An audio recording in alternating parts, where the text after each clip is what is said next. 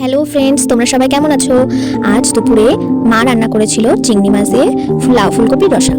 চলো আজকে তাহলে চিংড়ি মাছ দিয়ে লাউ ফুলকপির রসাটা মা কিভাবে বানালো তা দেখে নাও। প্রথমে কড়াইতে তেল গরম করে বেছে ধুয়ে রাখা চিংড়ি মাছগুলোকে দিয়ে একটু লাল লাল করে লবণ হলুদ দিয়ে ভেজে তুলে নিই। সেই তেলে ফুলকপিগুলোকেও দিয়ে লবণ হলুদ দিয়ে নাড়াচাড়া করে একটু লাল লাল ভাব চলে এলে তারপর ফুলকপিগুলোকে নামিয়ে নিতে হবে। আচ্ছা, এবার বলুন তো কার কার ফুলকপি প্রিয় আর কে কে সিজনে ফুলকপি খেতে পছন্দ করেন?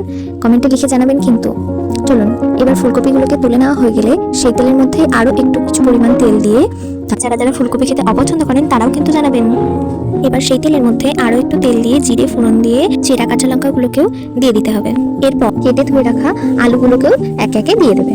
তারপর তার মধ্যে একটু লবণ আর একটু হলুদ দিয়ে অল্প ভাজা ভাজা হয়ে এলে তারপর তার মধ্যে জিরে আর আদা একসাথে বেটে রাখা 3 টেবিল চামচ মতো দিয়ে দিতে হবে।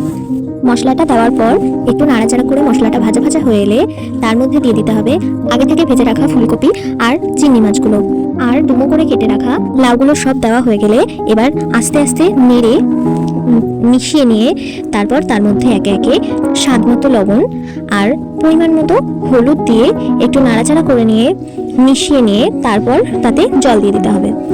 পরিমাণ মতো জল দিয়ে এবার কিছুক্ষণ ঢাকা দিয়ে রেখে দিয়ে হালকা করে ফুটে এলে আবার একটু নাড়াচাড়া করে সব শেষে তরকারির মধ্যে জিরে ধনে এবং শুকনো লঙ্কা ভেজে গুঁড়ো করা একটা ভাজা মশলা দিয়ে নামিয়ে নিলে রেডি। আমাদের সকলেরই সাধারণ এই তরকারিটা খেতে খুবই ভালো লেগেছে। আপনারা একদিন করে দেখে বলবেন কেমন লাগলো আপনাদের। ভালো লাগলে ফলো করে লাইক করে পাশে থাকবেন। দেখা হচ্ছে নেক্সট ভিডিওতে। বাই।